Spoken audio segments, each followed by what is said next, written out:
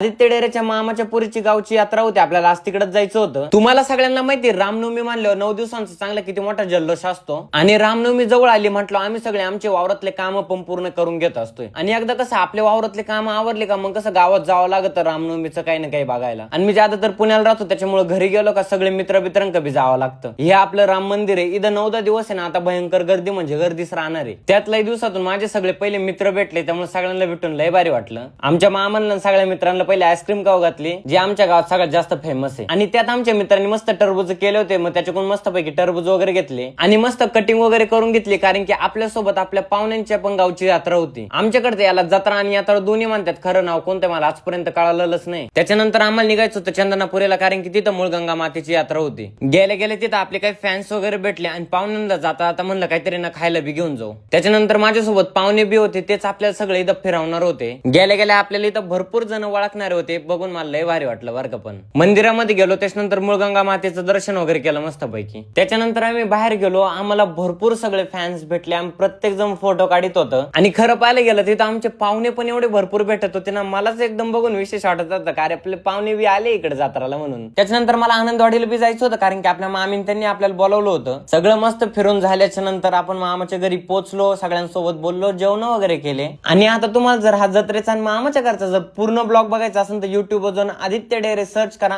पूर्ण ब्लॉग बघून घ्या. पण पहिले इथं फॉलो करा, कारण की आपले 7 लाख फॉलोअर्स होणार आहे कम्प्लीट.